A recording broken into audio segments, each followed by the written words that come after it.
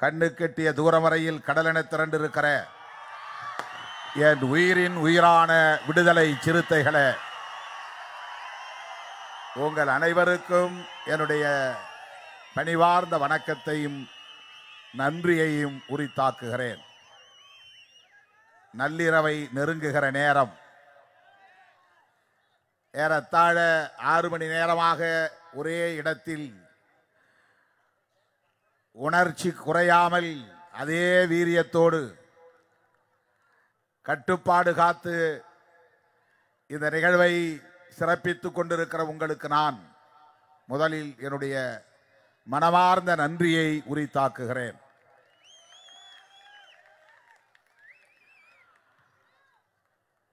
இதே போன்றதொரு விழாவை சிதம்பரத்திலும் விரைவில் நடத்த இருக்கிறோம் என்பதையும் நான் மகிழ்ச்சியோடு சொல்ல கடமைப்பட்டிருக்கிறேன். இதை கொண்டாட வேண்டாம் என்றுதான் நான் அமைதி காத்தேன். அப்படி அமைதியாக இருக்கக்கூடிய அளவுக்கான சாதாரண ஒரு நிகழ்வு அல்ல இது. இது ஒரு மகத்தான சாதனை. தமிழகம் தழுவிய அளவில்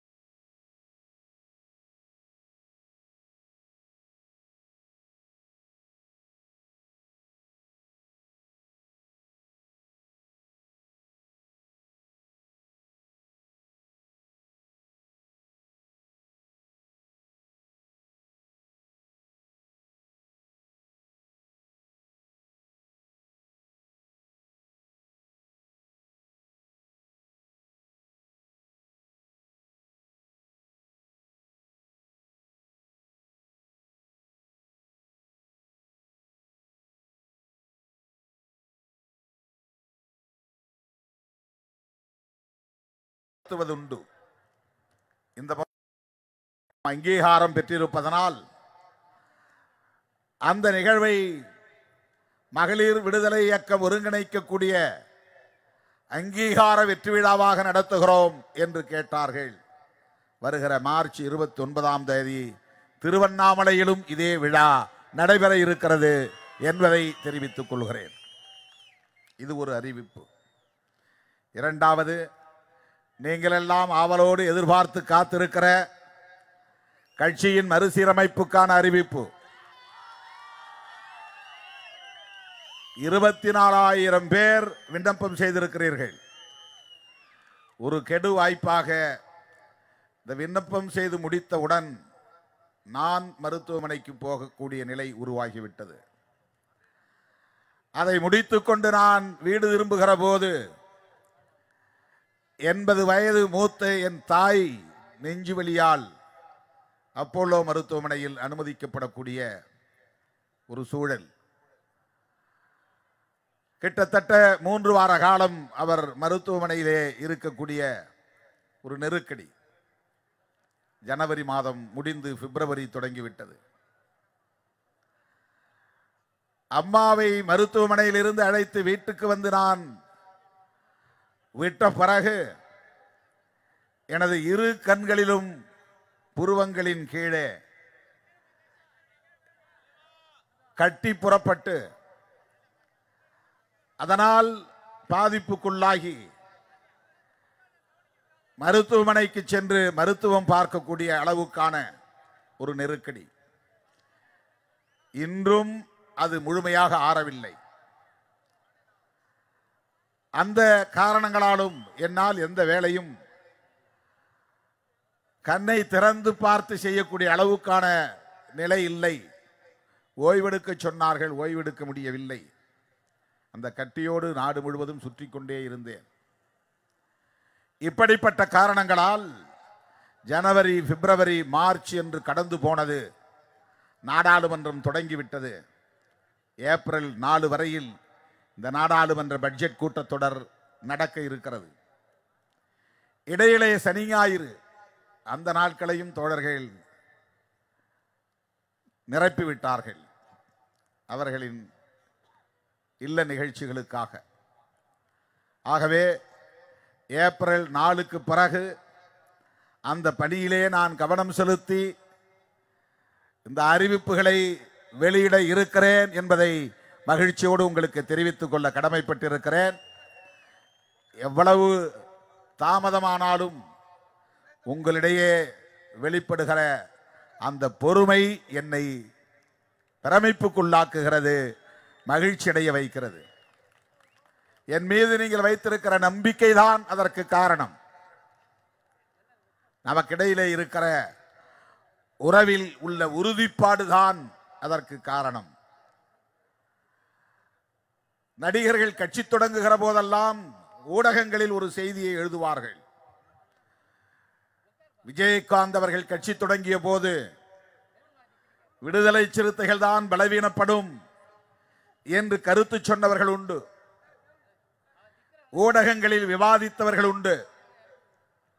ஆனால் விடுதலை சிறுத்தைகள் தனித்தன்மையோடு அதே வீரியத்தோடு இந்த களத்திலே தொடர்ந்து நீடித்து நிற்கிறது என்பதுதான் வரலாறு. அப்போதே நான் சொன்னேன், யார் யார் புதிய புதிய கட்சிகளை தொடங்கினாலும் அவர்களுக்கு என்ன செல்வாக்கு இருந்தாலும் விடுதலை சிறுத்தைகளை அவர்களால் சேதப்படுத்த முடியாது. அதற்கு காரணம் இந்த இயக்கத்தின் களம் முற்றிலும் புதிது. இந்த இயக்கத்தின் கொள்கை கோட்பாடு என்பது முற்றிலும் புதிது. அந்த அடிப்படையில் தான் திருமாவளவனுக்கும் இயக்க தோழர்களுக்கும் இடையிலான இணைப்பும் பிணைப்பும் இருக்கிறது. எனவே சினிமா கவர்ச்சியின் மூலமாக இந்த இளைஞர்களை எவராலும் திசை மாற்றிவிட முடியாது, மடை மாற்றிவிட முடியாது என்பதை அப்போதே நான் சொன்னேன். அது உண்மை என்பதை காலம் உணர்த்தி இருக்கிறது. இன்றைக்கு விடுதலை சிறுத்தைகள் கட்சியை ஒரு மாநில கட்சியாகவும் அங்கீகரித்திருக்கிறது. இப்போதும் அதை சொல்கிறார்கள். நடிகர் ஒருவர் கட்சி தொடங்கிவிட்டார். இந்த இளைஞர்கள் எல்லாம் அந்த பக்கம் ஆட்டு மந்தைகளை போல் திரும்புவார்கள். ஒரு நடிகரின் பின்னால் இளைஞர்கள் அப்படி திரும்புவார்கள் என்றால் அந்த இளைஞர்கள் திருமாவளவனுக்கு தேவையில்லை. அப்படிப்பட்ட இளைஞர்களை வடிகட்டி வெளியேற்றுவதுதான் கட்சிக்கு சிறப்பு.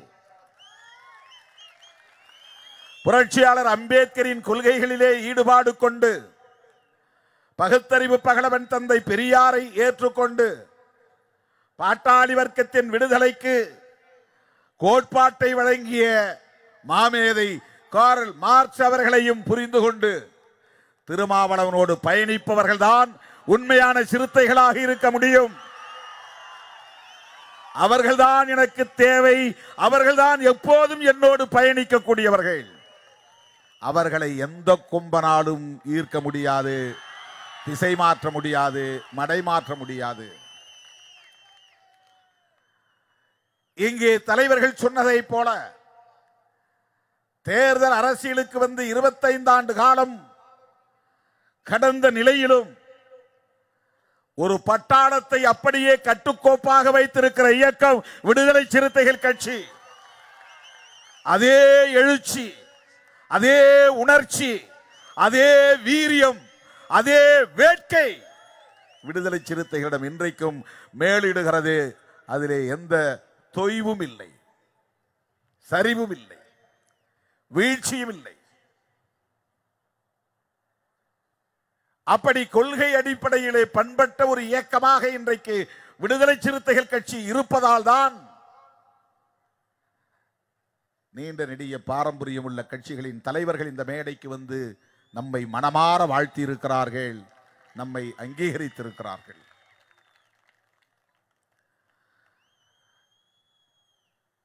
இது ஒரு அரசியல் கட்சியாக உருப்பெறும், அப்படி மாற்ற வேண்டும் என்று நான் எண்ணிக்கூட பார்த்ததில்லை, கனவிலும் நினைத்ததில்லை.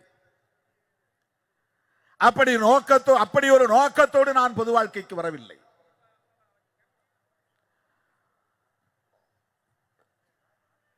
சாதிய வன்கொடுமைகளால் பாதிக்கப்படக்கூடிய இந்த மக்களுக்கு ஆறுதல் சொல்வதற்கு கூட யாரும் இல்லையே, அவர்களோடு களத்திலே நின்று அவர்களின் கண்ணீரை துடைத்து விடுகிற பணிகளை செய்வோம். இதுதான் என் நோக்கமாக இருந்தது.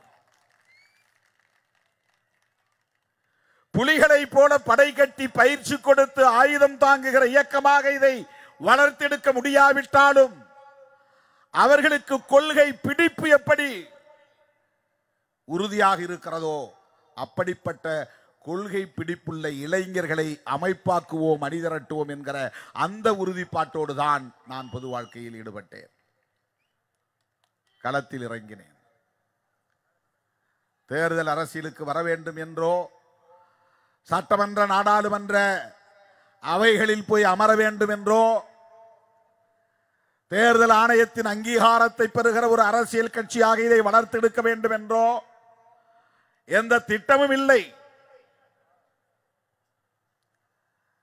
எப்படி நாம் இந்த தேர்தல் அரசியல் களத்திற்கு வந்தோம் என்பதை அண்ணன் பீட்டர் அல்போன்ஸ் அவர்கள் நேரத்தின் அருமை கருதி சுருக்கமாக சொன்னார்.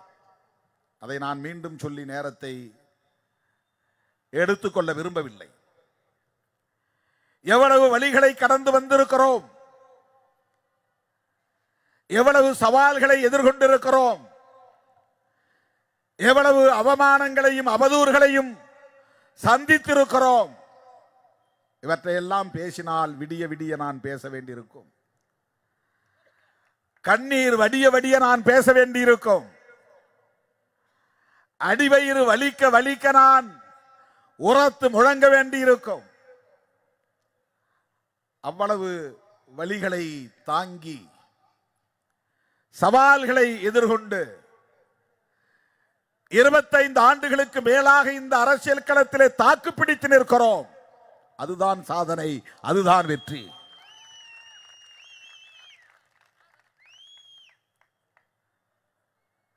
இந்த தேர்தல் ஆணையத்தின் அங்கீகாரத்தை பெற்றது வெற்றி அல்ல. சூது சூழ்ச்சி நிறைந்த தேர்தல் அரசியல் களத்தில்,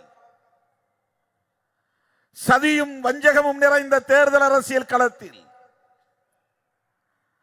அடாத அவதூறுகளையும் பழிகளையும் அள்ளி இறைக்கிற தேர்தல் அரசியல் களத்தில் எந்த பின்புலமும் இல்லாமல் இத்தனை ஆண்டுகள், கால் நூற்றாண்டு காலம் தாக்கு பிடித்து நிற்கிறோம் என்பதுதான் நம்முடைய வெற்றி, நம்முடைய சாதனை. சாதாரணமான ஒன்று அல்ல. மக்கள் நம் இயக்கத்திலே இல்லை, இளைஞர்கள் இல்லை என்று சொன்னால் திமுக, அதிமுக போன்ற ஆண்ட கட்சிகள், ஆளும் கட்சிகளின் கூட்டணியிலே இடம்பெற்றுவிட முடியாது. சில பேர் போகிற போக்களே, என்ன திமுகவோடு இருக்கிறீர்கள், அதிமுகவோடு கூட்டணி வைத்துக் கொண்டீர்கள், அதிலே உங்களுக்கு இப்படி ஒரு அங்கீகாரம் கிடைத்திருக்கிறது, இது ஒரு பெரிய வெற்றியா என்று ஏளனம் பேசுகிறார்கள், ஏகடியும் பேசுகிறார்கள். தமிழ்நாட்டில் திமுக, அதிமுகவுக்கு பிறகு தோன்றிய கட்சிகள் எல்லாம் தேர்தல் களத்திலே தனித்து போட்டியிட்டு தங்களுக்கென்று ஒரு வாக்கு வங்கியை உருவாக்கி உறுதிப்படுத்தி நிரூபித்து காட்டிய பிறகுதான் கூட்டணியிலே இடம்பெற முடிந்தது. பாமக தனித்து பலமுறை நின்று தங்களுக்கு இவ்வளவு சதவீத வாக்குகள் இருக்கிறது என்பதை உறுதிப்படுத்திய பிறகுதான் அதிமுகவோடு கூட்டணி சேர்ந்து அங்கீகாரத்தை பெற்றது. மதிமுக அப்படி தனித்து நின்று தனக்கென்று ஒரு வாக்கு வங்கி இருக்கிறது என்பதை உறுதிப்படுத்திய பிறகுதான் அதிமுகவோடு கூட்டணி சேர்ந்து அங்கீகாரத்தை பெற்றது. விஜயகாந்த் தனித்து நின்று 8% வாக்கு தனக்கு இருக்கிறது என்பதை உறுதிப்படுத்திய பிறகுதான் அதே அதிமுகவோடு இணைந்து எதிர்க்கட்சியாக முடிந்தது. இப்படி தோன்றிய பல கட்சிகள், நமக்கு முன்னால் சமகாலத்தில் தோன்றிய கட்சிகள் தனித்து நின்று வாக்கு வங்கியை உறுதிப்படுத்திய பிறகுதான் அடுத்த பாய்ச்சலுக்கு அணியமாக முடிந்தது. தமிழ்நாட்டு அரசியலில் அப்படி தனித்து நிற்காமலேயே தாக்கு பிடித்து நிற்கிற இயக்கம், சொந்தமாக வாக்கு வங்கி எவ்வளவு என்று உறுதிப்படுத்தாமலேயே திமுகவுக்கு இந்த கட்சி வேண்டும் அல்லது அதிமுகவுக்கு இந்த கட்சி வேண்டும் என்று ஆண்ட கட்சிகளே விடுதலை சிறுத்தைகளை விரும்பக்கூடிய அளவுக்கு இன்றைக்கு நிற்கிறோம் இந்த களத்தில் என்று சொன்னால் இது வெறும் சாதி அடிப்படையிலான தேர்வு அல்ல. ஒரு சாதி அடிப்படையிலான வாக்குக்காக நம்மை தேர்வு செய்து விட்டார்கள் என்று சொன்னால் அது அபத்தம். விடுதலை சிறுத்தைகள் வலுவானவர்கள், மக்கள் செல்வாக்குள்ளவர்கள். அவர்களை நம்மோடு வைத்துக் கொள்வதன் மூலம் நமக்கு வாக்கு வங்கி பரிமாற்றம் நடக்கிறது. இதை உணர்ந்துதான் தேர்தல் களத்தில் வாக்கு வங்கியை உறுதிப்படுத்தாத ஒரு இயக்கத்தை 25 ஆண்டுகளாக கூட்டணியிலே வைத்திருக்கிறார்கள். இது சாதனை. இது விடுதலை சிறுத்தைகளின் சாதனை.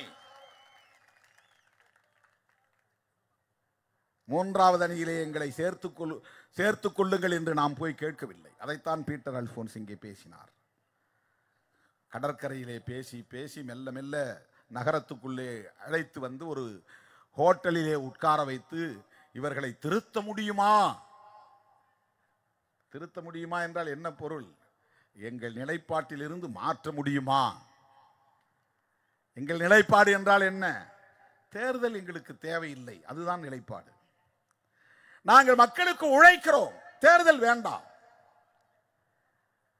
நீங்கள் சட்டமன்றத்திற்கு வர வேண்டும், நாடாளுமன்றத்திற்கு வர வேண்டும், அங்கே உங்கள் குரல் ஒலிக்க வேண்டும், உங்கள் உரிமை குரல் அங்கே ஒலிக்க வேண்டும் என்று நம்மை மூளை செலவை செய்து ஒரு போராட்டத்தில் வந்து மூப்பனாரை வாழ்த்துங்கள் என்று சொல்லி அழைத்து கொண்டு போய் அதையே கூட்டணியாக அறிவித்து அன்றைக்கு விடுதலை சிறுத்தைகளை கூட்டணியிலே இணைத்துக் கொண்டார்கள். அது ஒரு வரலாறு. தாமிரபரணி படுகொலையை கண்டித்து பனகல் பூங்கா அருகே நடைபெற்ற உண்ணாநிலை அறப்போராட்டத்தில் மூப்பனாரும் அமர்ந்திருக்கிறார். புதிய தமிழகம் கட்சியின் தலைவரும் அமர்ந்திருக்கிறார். நீங்கள் அவர்களை வந்து வாழ்த்துங்கள், அது போதும், கூட்டணிக்கு வேண்டாம் என்றுதான் சொல்லி அழைத்து போனார்கள். அங்கே போய் நான் மூப்பனாரோடு நின்றதும் அருகிலே என்னை அமர வைத்ததும் அதுவே செய்தியாகிவிட்டது. மூன்றாவது அணி உதயம். திருமாவளவன், மூப்பனார், கிருஷ்ணசாமி ஆகியோர் மூன்றாவது அணியை உறுதிப்படுத்தி விட்டார்கள் என்று செய்தியாகிவிட்டது. அப்படித்தான் நாம் தேர்தல் அரசியலில் இறங்க முடிந்தது.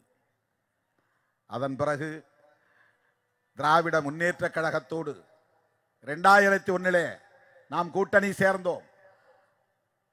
99 மூப்பனார் சைக்கிள் சின்னத்திலே நம்மை போட்டியிட வைத்தார். தேர்தல் என்றால் என்னவென்றே தெரியாது. கண்ணை கட்டி காட்டில் விட்டது போல் கொண்டு போய் இறக்கி விட்டார்கள். என்ன செய்வதென்றே தெரியாது. திட்டமிட்ட ஒரு வன்முறை.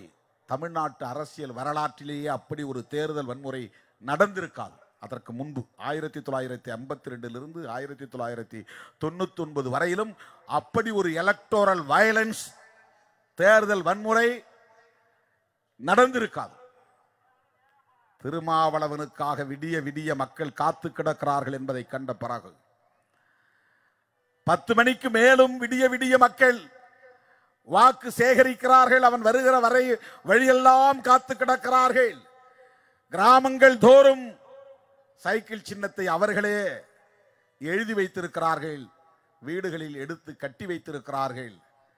இதை பார்த்து ஆத்திரமடைந்தவர்கள் வன்முறையில் ஈடுபட்டார்கள். 15 கிராமங்களை முற்றாக எரித்து சாம்பலாக்கினார்கள். அதுதான் இங்கே தோழர் ரவிக்குமார் அவர்கள் சாதியால் சிதைந்த ஜனநாயகம் என்கிற பெயரில் புத்தகமாக இன்றைக்கு கொண்டு வந்திருக்கிறார். அவ்வளவு பெரிய வன்முறை. 90க்கு மேற்பட்ட இளைஞர்கள் காயம்பட்டார்கள். நூற்றுக்கணக்கான கிராமங்கள் தாக்கப்பட்டன. வண்டிகளில் ஏறி போய் வீடு வீடாக பெட்ரோலை ஊற்றி கொளுத்தினார்கள். திருமாவளவனுக்கு ஓட்டு போட்டார்கள் என்பதை தவிர வேறு எந்த குற்றமும் செய்யவில்லை. அவ்வளவு பெரிய வன்முறைகளையும் தாண்டி 3வது அணியிலே 2.25 லட்சம் வாக்குகளை பெற்ற இயக்கம் விடுதலை சிறுத்தைகள் கட்சி. அன்றைக்கு மூப்பனார் அணியிலே ப. சிதம்பரம் அவர்களும் போட்டியிட்டார். 39 தொகுதிகளில் ஒரே ஒரு தொகுதிதான், சிதம்பரம் தொகுதிதான். 2,25,580 வாக்குகள். மற்ற தொகுதிகள் எல்லாம் 1 லட்சத்துக்கும் குறைவுதான். திரு ப. சிதம்பரம் அவர்கள் உட்பட 3வது அணியிலே கடுமையான வன்முறைகளை கடந்த நிலையிலும், வாக்குகள் தடுக்கப்பட்ட நிலையிலும், பூத் கேப்சர் வாக்குச்சாவடிகளை கைப்பற்றி அப்படியே அவர்களே குத்திக் கொண்ட நிலையிலும் அவற்றையெல்லாம் தாண்டி நாம் பெற்ற வாக்குகள் 2.25 லட்சம். தேர்தலிலே நிற்கவில்லை, வாக்குகள் வாங்கவே இல்லை. ஊடகங்கள் எல்லாம் அவரை தூக்கி வைத்துக் கொண்டு அடுத்த முதலமைச்சர் இவர்தான் என்கிறார்கள். திருமாவளவன் ஒரு நடிகராய் இருந்திருந்தால், ஒரு தலித் அல்லாதவனாக இருந்திருந்தால் 1999 கொண்டாடி இருப்பார்கள். ஊடகங்களில் அது ஒரு செய்தியாக வரவில்லை, வன்முறைத்தான் செய்தியாக வந்ததே தவிர திருமாவளவன் பெற்ற 2.25 லட்சம் வாக்குகளை பற்றி செய்திகள் இல்லை, விவாதங்கள் இல்லை. இப்படி சொல்லிக்கொண்டே போகலாம் நாம் கடந்து வந்த பாதையை. நாம் சிந்திய குருதி மதிப்பீடு செய்ய முடியாதது.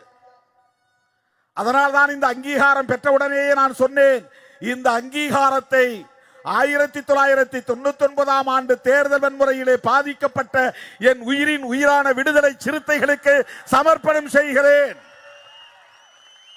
இந்த அங்கீகாரத்தை அவர்களுக்கு நான் காணிக்கையாக தருகிறேன். இன்றைக்கு 2 தொகுதியிலே நாம் பெற்ற வாக்குகள்.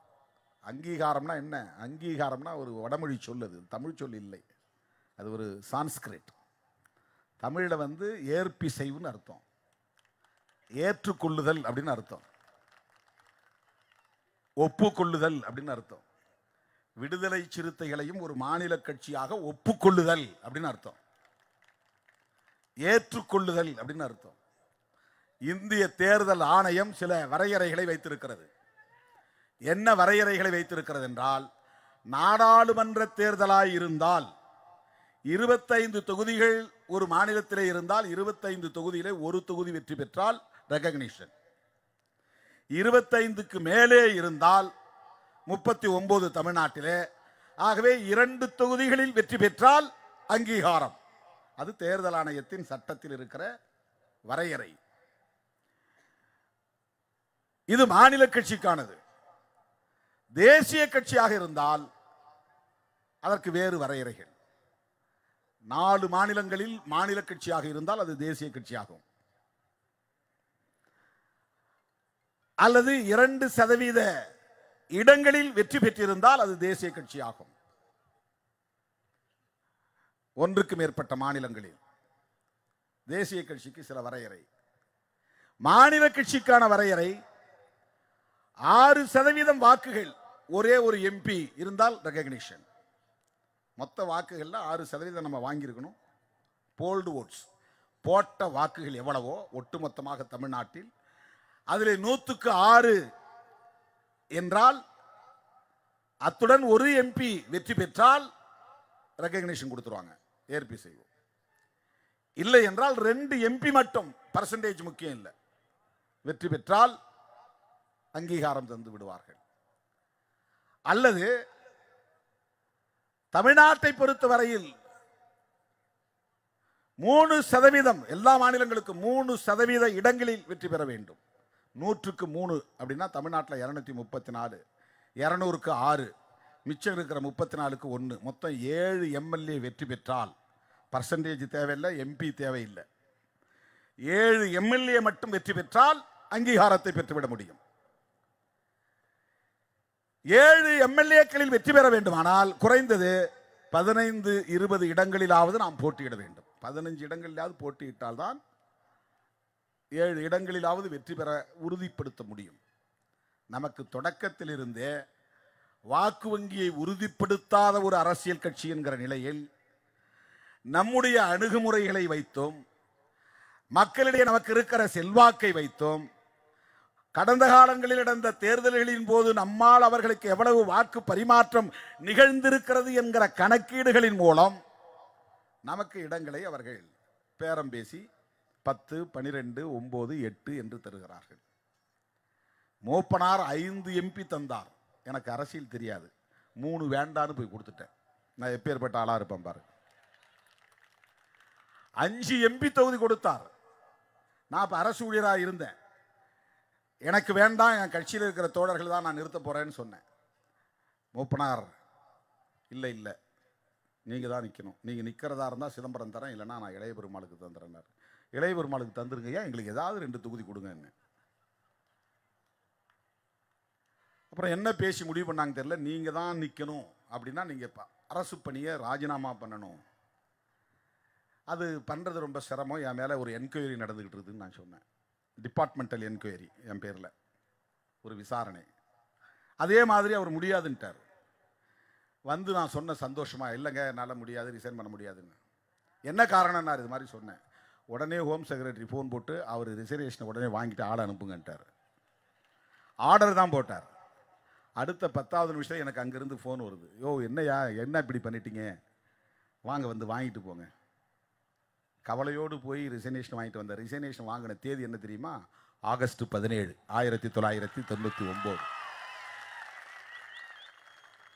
என்னுடைய பிறந்த நாள் அன்று அரசு பணியை 11 ஆண்டுகள் பணியாற்றிய அந்த பணியை நான் துறந்துவிட்டு மூப்பனாருடைய வழிகாட்டுதலில் அந்த தேர்தல் களத்தில் நான் நின்றேன். தோழர்களே, அதுவரையில் இந்த இயக்கம் அரசியல் கட்சியாக பதிவு செய்யப்படவில்லை. அதுதான் முக்கியம். அரசியல் கட்சியாக பதிவு செய்யப்படவில்லை. 2006 மார்ச் 2ஆம் தேதி தான் அதிகாரப்பூர்வமாக இந்திய தேர்தல் ஆணையத்தில் நம்முடைய இயக்கம் ஒரு அரசியல் கட்சியாக பதிவு பெற்றது. பதிவு பெற்ற அரசியல் கட்சி என்பது ஒரு வகை. யார் வேணாலும் கட்சியை தொடங்கலாம், பதிவு செய்யலாம் எலெக்ஷன் கமிஷன்ல.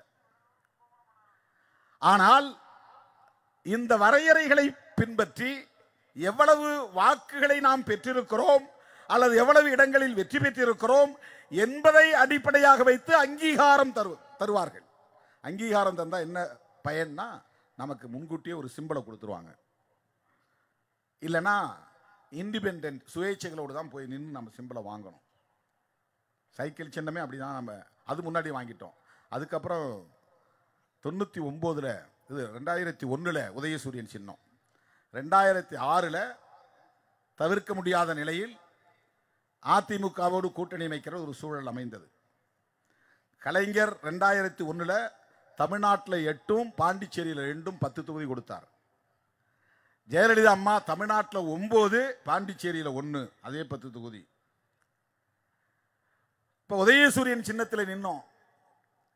அப்போது திமுகவுக்கே எதிரான ஒரு சூழல் இருந்தது. அவர்களும் அதிகமான இடங்களில் வெற்றி பெறவில்லை.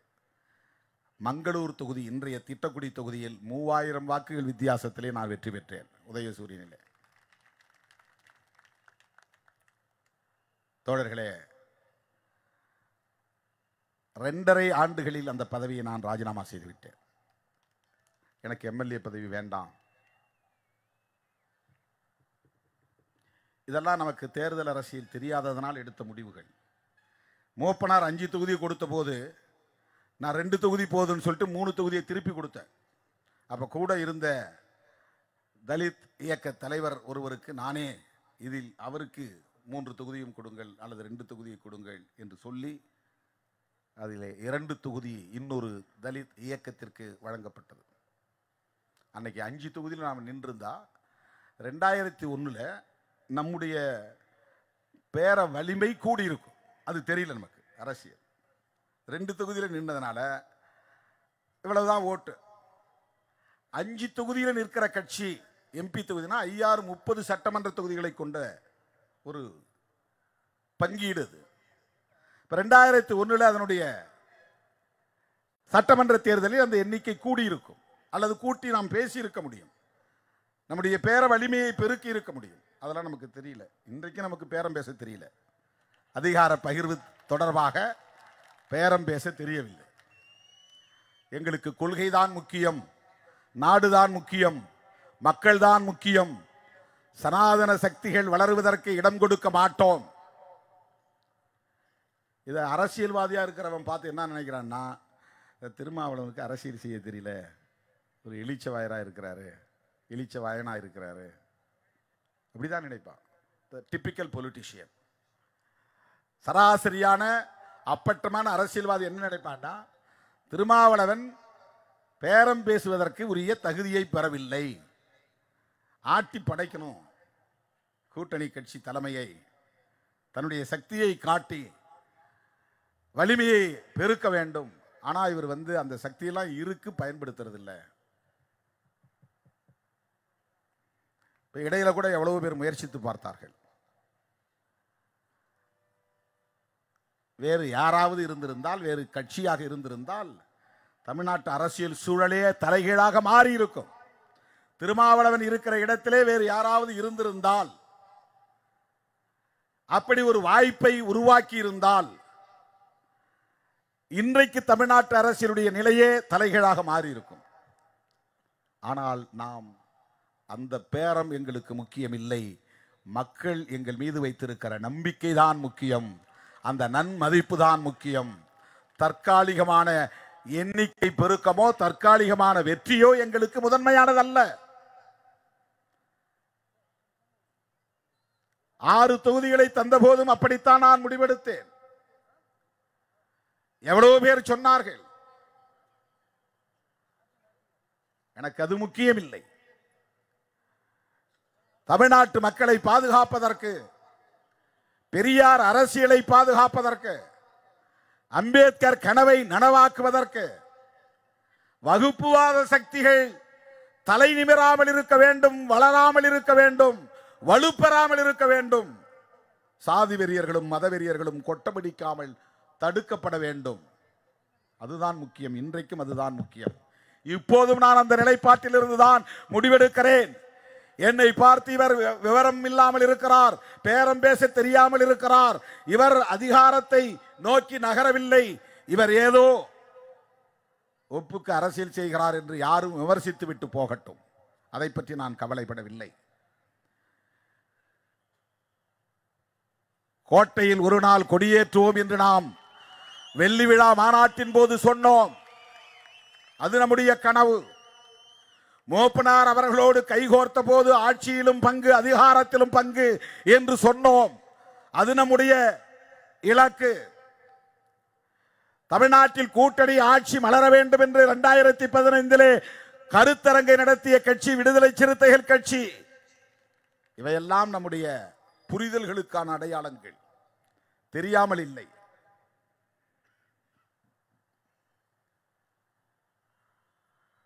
மூப்பனார் எவ்வளவோ சொன்னார் என்னிடத்தில். 2001 தேர்தலிலே 99க்கு பிறகு என்னோடு வாருங்கள், அதிமுக கூட்டணியில் இணையுங்கள், உங்களுக்கு நான் கணிசமான இடங்களை வாங்கி தந்து சட்டமன்றத்திற்கு அனுப்புகிறேன் சொன்னார். நான் அவரிடத்தில் என்ன சொன்னேன் என்றால், 3வது அணியை தொடருங்கள், திமுகவுக்கும் அதிமுகவுக்கும் மாற்றாக ஒரு அணி தமிழ்நாட்டில் தேவைப்படுகிறது, மக்கள் எதிர்பார்க்கிறார்கள், அந்த கூட்டணியை அப்படியே நீங்கள் தொடர வேண்டும். என்னை ஏதாவது ஒரு கூட்டணிக்கு அழைச்சிட்டு போங்க அப்படின்னு நான் கேட்கல. நான் எப்படியாவது எம்எல்ஏ ஆனா போதும் அப்படின்னு அவர்கிட்ட போய் சொல்லலை. அப்படி சொல்லாமலே அவர் சொன்னார், நீங்க வாங்க, ஜெயலலிதா அம்மாவிட்ட நான் அறிமுகப்படுத்துறேன், உங்களுக்கு கணிசமான இடங்களை வாங்கி தருகிறேன், ஒரு 4-5 பேராவது நீங்க சட்டமன்றத்துக்கு போகணும். என்னை வீட்டுக்குள்ள அழைச்சிட்டு போய் மேல் மாடியில் உட்கார வச்சு பேசினார். கீழே இறங்கி அழைத்து கொண்டு போனார். ஏன்னா நான் அவருடைய மனசை மாத்திரன்னு சொல்லி அந்த தமிழ் மாநில காங்கிரஸ் கட்சியை சார்ந்த மூத்த தலைவர்கள் என்னை மூப்பனாரை சந்திக்க விடாமல் தடுத்த நிகழ்வெல்லாம் நடந்தது. கீழே மறிச்சுட்டாங்க, தலைவர் தூங்குறாரு, உங்களை பார்க்க மாட்டாரு போங்க அப்படின்னு. அதை அவர் மேலேருந்து சிசிடிவியில் பார்த்துட்டு கீழே இறங்கி வந்து நான் வெளியில் நின்றுட்டு இருந்தவனை கையை பிடிச்சி இழுத்துட்டு மேலே போனார். மேலே போய் உட்கார்ந்து சொன்னார், கலங்காதே, பெரிய பெரிய கோப்புகளை கொண்டு வந்து பாமக கொடுத்திருக்கிறதே, திருமாவளவன் என்று எழுதியிருக்கிற எழுத்தை பாருங்கள், போட்டோ எடுத்து கொடுத்துருக்குறாங்க. தீன்னு போடுற மேலே அருவாள் இருக்கு, இன்னும் முடிகிற இடத்துல புள்ளியில வெடிகுண்டு இருக்கு, அருவாள்ல இருந்து ரத்தம் சொட்டுகிறது, வெடிகுண்டு வெடிக்கிற மாதிரி இருக்கிறது. இது மாதிரி இளைஞர்களை வழிநடத்தக்கூடிய இவனை ஆதரிக்காதீர்கள். இதுதான் அன்னைக்கு பாமக கொண்டு போய் எல்லா தலைவர்களையும் கொடுத்த ஃபைல். இவ்வளவு பெரிய கோப்பு. அடங்க மறு என்கிறான், அத்து மீறி என்கிறான், திமிரி எழு என்கிறான், திருப்பி அடி என்கிறான், சாதி சண்டையை மூட்டுகிறான். இவனை ஊக்கப்படுத்தாதீர்கள். இவங்க போய் கொடுத்த ஃபைல் கொடுத்ததெல்லாம் எனக்கு தெரியாது. என்னை மேலே போய் உட்கார வச்சுட்டு எடுத்து காட்டுறாரு மூப்பனார். எடுத்து காட்டி இப்படிலாம் வருது, கவலைப்படாதீங்க, நான் உங்களுக்கு எப்பவும் துணையாக இருப்பேன். உங்களை மாதிரி ஒரு தலைவர் தேவைப்படுகிறது இந்த தமிழ்நாட்டில். அவர் சொன்ன வார்த்தை. நானும் அவர் மட்டும்தான் உட்கார்ந்துருந்தோம், என் கூட யாரும் இல்லை. அவர் சொன்னார், அப்போதான் சொன்னார், நீங்கள் சட்டமன்றத்துக்கு போகணும். 2001 இந்த சட்டமன்ற பொதுத் தேர்தலில் அதிமுகவோடு நான் கூட்டணி அமைக்க திட்டமிட்டு இருக்கிறேன், எண்ணிக்கொண்டிருக்கிறேன், பேசிக் கொண்டிருக்கிறேன், என்னோடு வாருங்கள் என்று சொன்னார். அன்றைக்கு எனக்கு பதவியின் மீது ஆசை இருந்திருந்தால் மூப்பனார் சொன்னதை கேட்டு தலையசைத்துக் கொண்டு அந்த அணியிலே போய் நான் இணைந்திருப்பேன். வேண்டாம் என்று சொல்லிவிட்டு நான் வெளியே நின்றேன். சில வாரங்களுக்கு பிறகு கலைஞர் அழைத்து அந்த கூட்டணியிலே நம்மை இணைத்துக் கொண்டார். அப்போது புதிய தமிழகமும் அவர்களோடு இருந்தார்கள். ஒரு தலித் இயக்கத்தோடு இணைந்து களத்திலே நிற்பது ஒட்டுமொத்த தமிழகத்திலும் தலித் மக்களை அரசியல்படுத்துவதற்கு பயன்படும் என்கிற அடிப்படையில் விடுதலை சிறுத்தைகளும் அந்த அணியிலே போய் சேர்ந்தோம். இந்த வரலாறெல்லாம் பலருக்கு தெரியாது.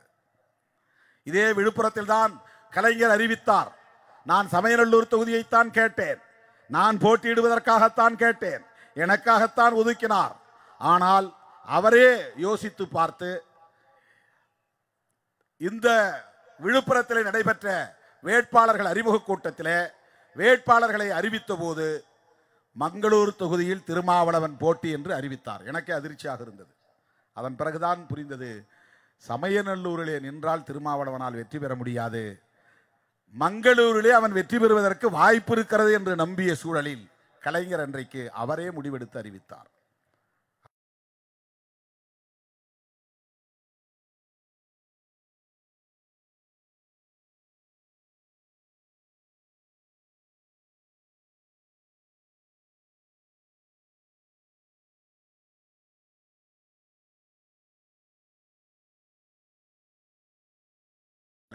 ஒரு நீண்ட நெடிய வரலாறு நேரத்தை நாம் வீணடிக்க விரும்பவில்லை. இந்த அங்கீகாரத்தை நாம் தக்க வைக்க வேண்டும். தொடர்ந்து 2 எம்பிக்களில் நாம் வெற்றி பெற வேண்டும், அல்லது 7 எம்எல்ஏக்களில் வெற்றி பெற வேண்டும், அல்லது 6% வாக்குகளோடு ஒரு எம்பி வெற்றி பெற வேண்டும். இது போன்ற கிரைட்டீரியா. இதை தொடர்ந்து பெறவில்லை என்று சொன்னால் மாநில கட்சிக்கான அங்கீகாரம் ரத்து செய்யப்படும். இன்னைக்கு தமிழ்நாட்டில் பல கட்சிகளுக்கு அந்த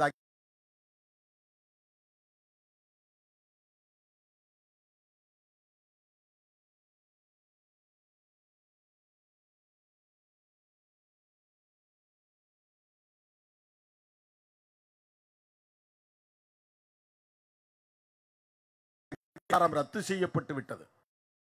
4 தொகுதியிலும் நாங்கள் போட்டியிட போகிறோம் என்றால் வரையில் காத்திருக்க தேவையில்லை, முன்கூட்டியே வாங்கிவிட முடியும். 99லேயே நான் தனி சின்னத்தில் நிற்க வேண்டும் என்று போராடி உச்ச நீதிமன்றம் வரையில் போய் அப்போதே 30 லட்சம் ரூபாய்க்கு மேல் செலவு செய்து நட்சத்திரம் சின்னத்தை பெற்று வந்து 10 நாள் இடைவெளியில் தேர்தலில் 2-3 நாள் மட்டுமே பிரச்சாரம் செய்து 1 லட்சம் வாக்குகள் வித்தியாசத்தில் சிதம்பரம் தொகுதியிலே நாம் வெற்றி பெற்றோம். சட்டமன்றத்திலே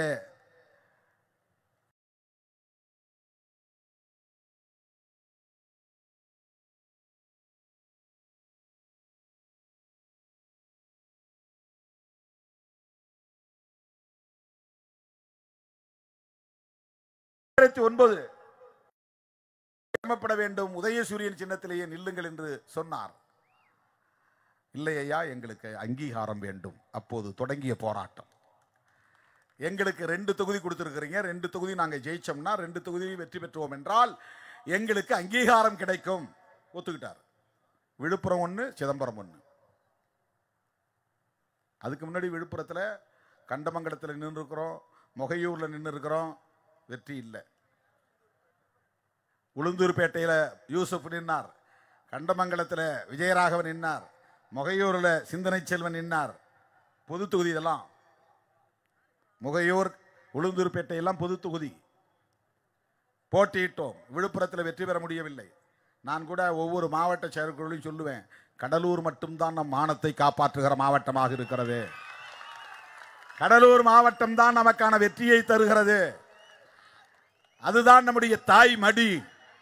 விழுப்புரம் மாவட்டத்தில் எல்லா போராட்டங்களிலும் நாம் பங்கேற்றாலும் கூட இங்கே உங்களால் ஒரு தொகுதியை கூட வென்றெடுக்க முடியவில்லையே என்று நான் அடிக்கடி வருந்தியது உண்டு. ஆனால் இன்றைக்கு விழுப்புரத்தில் மகத்தான வெற்றியை பெற்று இந்த கட்சி அங்கீகாரம் பெற்றிருக்கிறது.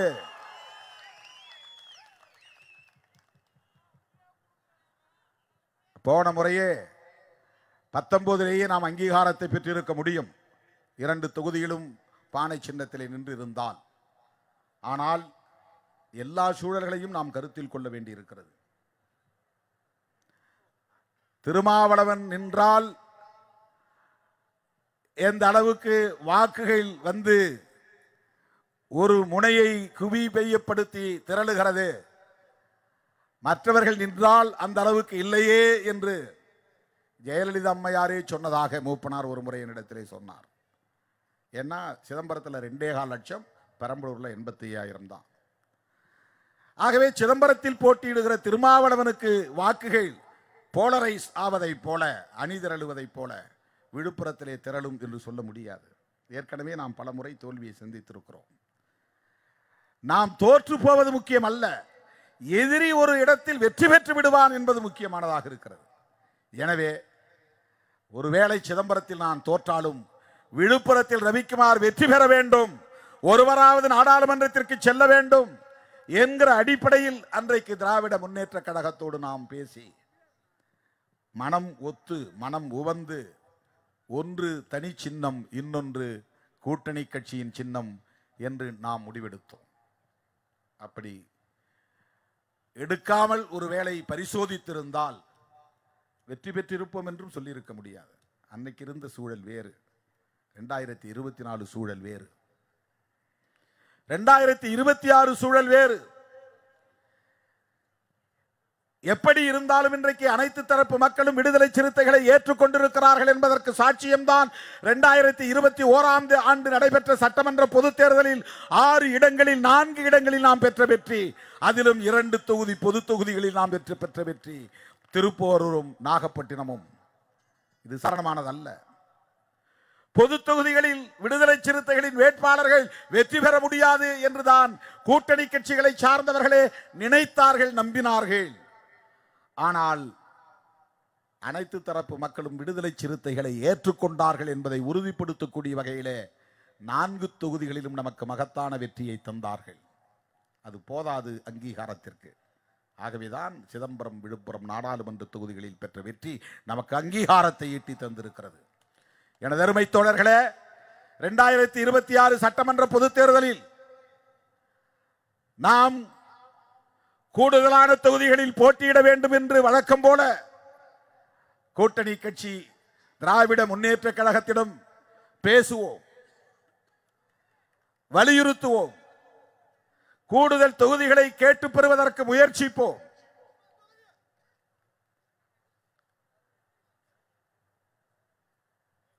கூடுதல் தொகுதிகளை தருகிற கூட்டணிக்கு தாவுவோம் என்று ஒருபோதும் நினைக்க கூடாது. அதற்கு வாய்ப்பில்லை. அப்படி எதிர்பார்த்து கொண்டிருக்கிற சில அற்பர்கள் நம்மை விமர்சிப்பார்கள், அதை பற்றி கவலைப்பட வேண்டாம். திருமாவளவனால் ஒரு கூட்டணி உடைந்தது என்ற ஒரு அவப்பெயர் அரசியல் களத்தில் எப்போதும் நேரக்கூடாது. இந்த கூட்டணி என்பது திமுகவே உருவாக்கிய கூட்டணி என்பதை விட விடுதலை சிறுத்தைகளும் இடதுசாரிகளும் காங்கிரசும் எல்லோரும் சேர்ந்து 23 கட்சிகளும் சேர்ந்து உருவாக்கிய கூட்டணி. அந்த கூட்டணியை உருவாக்கியதில் திருமாவளவனுக்கும் பங்கு உண்டு, முத்தரசனுக்கும் பங்கு உண்டு, கே பாலகிருஷ்ணன் அவர்களுக்கும் பங்கு உண்டு, ஒவ்வொருவருக்கும் பங்கு உண்டு. கூட்டணியை நாம் சேர்த்து உருவாக்கி இருக்கிறோம். நாம் உருவாக்கி இருக்கிற கூட்டணி, நாமே உருவாக்கி இருக்கிற கூட்டணியை நாம் பலவீனப்படுவதற்கு இடம் தரலாமா? அதற்கு உடன்பட நாம் வாய்ப்பை ஏற்படுத்த முடியுமா? இதுதான் என்னுடைய அணுகுமுறை. இங்க இடம் எங்களுக்கு சரியா கிடைக்கலன்னா எங்க இடம் கிடைக்குதோ அங்க போவோங்கிறது விடுதலை சிறுத்தைகளின் அரசியல் அல்ல. அப்படி ஒரு அரசியலை நாங்கள் செய்ய மாட்டோம். அதை விட முக்கியம், இன்றைக்கு இடதுசாரிகளோடு இணைந்து நாம் பயணிக்கிறோம். ஏன்? திராவிட முன்னேற்ற கழகத்தோடு இணைந்து தேர்தல் களத்தை சந்திக்கிறோம். வெறும் தொகுதிகளுக்காகவா, பதவிகளுக்காகவா? இல்லை என்று நான் அழுத்தமாக சொல்ல கடமைப்பட்டு இருக்கிறேன். சாதி வெறியர்களும் மதவெறியர்களும் வலுப்பெற்றால் இந்த ஏழை எளிய ஒடுக்கப்பட்ட பட்டியல் சமூக மக்களை எந்த சக்தியாலும் காப்பாற்ற முடியாது.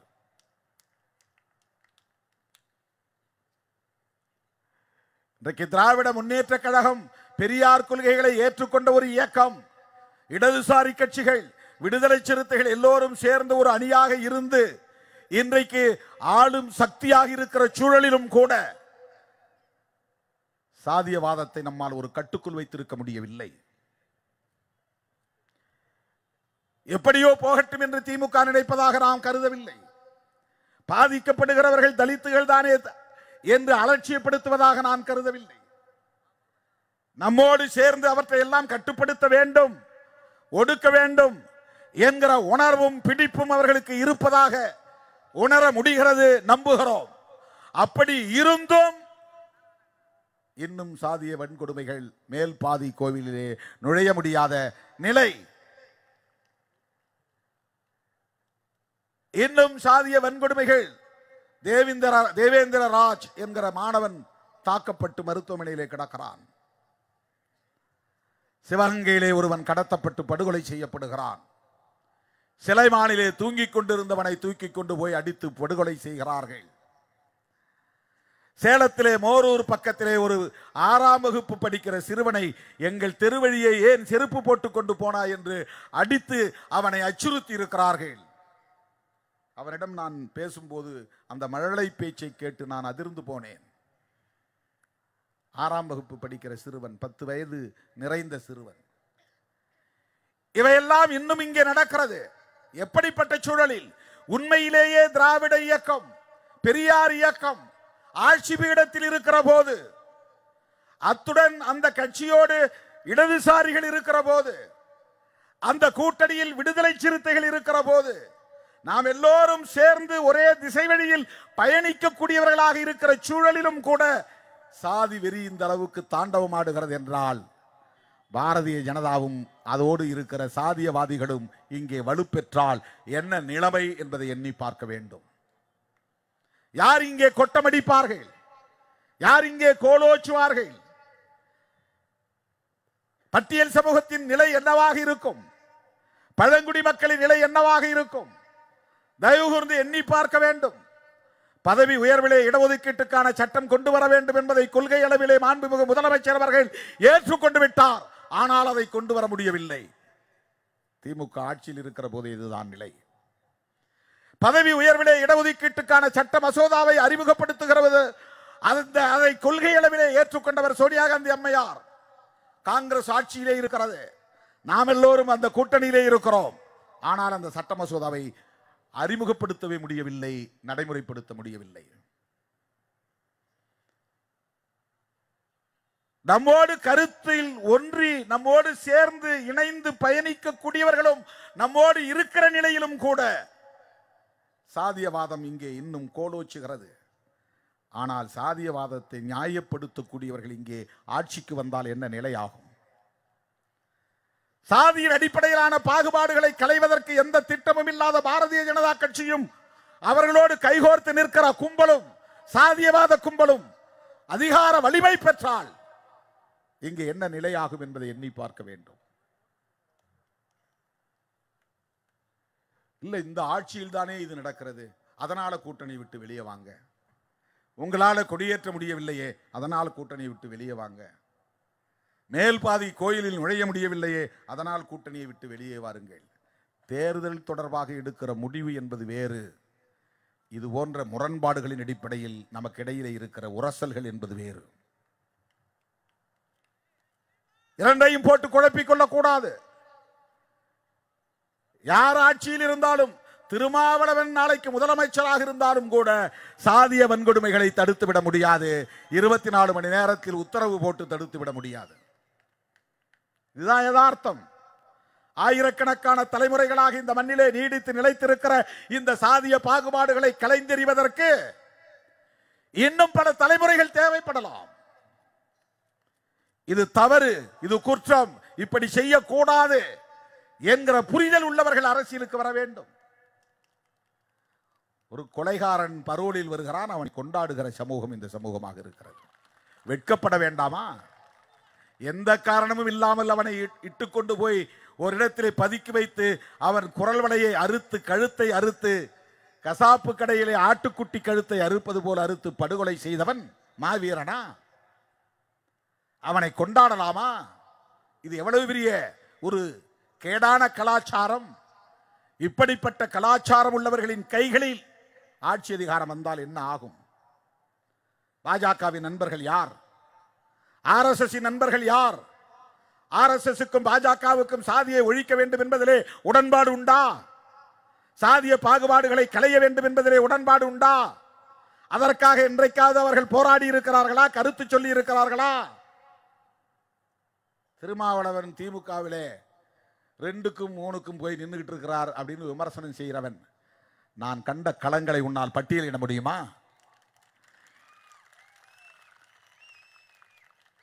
எத்தனை கொதி நிலையில் போய் மக்களோடு நின்று இருக்கிறோம். என்னுடைய உயிருக்கே பாதுகாப்பில்லை என்கிற நிலையில் களத்தில் நின்று இருக்கிறோம். ஒரு இடத்தில் கொடியேற்றி விட்டு இன்னொரு இடத்தில் கொடியேற்றுவது முடியுமா என்கிற அளவுக்கு அந்த தூரத்தை கடப்பதே எங்களுக்கு ஒரு சவால். அது ஒரு யுத்த களத்தை போல் நாங்கள் சந்தித்திருக்கிறோம். இதுவரையில் 5 முறைக்கு மேல் என்னை கொலை செய்ய வந்த கும்பல் தோல்வியடைந்து திரும்பி இருக்கின்றன. எதற்காக கொலை செய்ய முயற்சித்தார்கள்? என் மீது ஏதேனும் ஊழல் குற்றச்சாட்டா? வேறு ஏதேனும் மக்கள் விரோத நடவடிக்கைகளில் ஈடுபட்டேன் என்கிற குற்றச்சாட்டா? தனிப்பட்ட முறையிலே யாருடைய பிரச்சனையிலாவது தலையிட்டேன் என்கிற குற்றச்சாட்டா? யாரையாவது மிரட்டி இருக்கிறேனா? பொருளாதாரத்திற்காக யாரையாவது போய் நான் தொல்லை செய்திருக்கிறேனா? என் மீது என்ன குற்றச்சாட்டை சொல்ல முடியும்? என்னை கொல்ல வேண்டும் என்பதற்காக ஆயுதங்களோடு திரிய வேண்டிய தேவை எங்கிருந்து எழுந்தது? இரவெல்லாம் பயணம், பகலெல்லாம் நிகழ்ச்சிகள். ஒரு நாளைக்கு 20 மணி நேரம், 3 மணி நேரம், 4 மணி நேரம் கூட அமைதியாக உறங்க முடியாத அளவுக்கு எத்தனை களங்களிலே நின்று போராடி இருக்கிறோம். இதையெல்லாம் அவர்கள் சொல்ல தயாரா? சொல்லுவார்களா? திமுகவுக்கு சொம்படிக்கிறார்கள். இது அற்பர்களின் விமர்சனம். அதற்கு இயக்கத்தோழர்கள் ஒருபோதும் இசைந்து விடக்கூடாது. எந்த கட்சியோடு கூட்டணி வைப்பது என்பது வெறும் எண்ணிக்கை அடிப்படையில் அல்ல. நாளைய தமிழகத்தின் நிலையையும் கருத்தில் கொண்டு, எந்த சக்திகள் இங்கே வலுப்பெற்றுவிடக் கூடாது என்பதையும் கருத்தில் கொண்டு, எத்தனை இடங்கிறது எனக்கு முக்கியம் இல்லை. நான் ஒரு உண்மையான டிபிக்கல் பொலிட்டிஷியனா இருந்தா 2 பக்கமும் பேசிக்கிட்டு இருப்பான். நாங்கள் இந்த கூட்டணி தான் இருப்போம் அப்படின்னு யாரும் உறுதியாக சொல்ல மாட்டான். நான் சொல்றேன், விவரம் தெரியாமல் இல்லை, தெரிந்தே சொல்லுகிறேன். பேர வலிமையை பேச வேண்டும் என்பதல்ல என்னுடைய நோக்கம். தமிழ்நாட்டையும் தமிழ்நாட்டு மக்களையும் கொள்கை சார்ந்து வழிநடத்த வேண்டும், அவர்களை பாதுகாக்க வேண்டும் என்கிற பொறுப்புணர்வின் அடிப்படையிலே நான் பேசுகிறேன். அந்த ரெஸ்பான்சிபிலிட்டி, அந்த சோஷியல் ரெஸ்பான்சிபிலிட்டி, சமூக பொறுப்புணர்வு எனக்கு இருக்கிறது. அதனால் I don't care about the numbers. எண்ணிக்கைகளை பற்றி நான் கவலைப்படவில்லை. அவங்க என்னை ஏமாத்தினதா கூட நினைச்சுக்கிட்டோம், சந்தோஷப்பட்டுக்கிட்டோம். நான் ஏமாந்ததாவே நடிச்சுக்கிறேன், எனக்கு ஒன்றும் பிரச்சனை இல்லை. என்னை ஏமாற்றியதால் உங்களுக்கு மகிழ்ச்சி அப்படி நீங்கள் மகிழ்கிறீர்கள் என்றால் நானும் மகிழ்கிறேன். இதுதான் என்னுடைய அணுகுமுறை. எனக்கு ஒரு நம்பிக்கை இருக்கிறது, இந்த இயக்கத்தை ஒட்டுமொத்த தமிழகமும் ஏற்றுக்கொள்ளுகிற நாள் வரும். இந்த இயக்கம் தமிழ்நாட்டை ஆளட்டும் என்று மக்கள் சொல்லுகிற காலம் கனியும். ஆகவே அதை நோக்கி நாம் வீறுநடை போடுவோம். அதுவே நாம் தக்க வைத்துக் கொள்ளுகிற உண்மையான வெற்றியாக இருக்கும் என்பதை சொல்லி வாய்ப்புக்கு நன்றி கூறி அனைவரும் பாதுகாப்பாக வீடு திரும்புங்கள் என்று கூறி விடைபெறுகிறேன். நன்றி, வணக்கம்.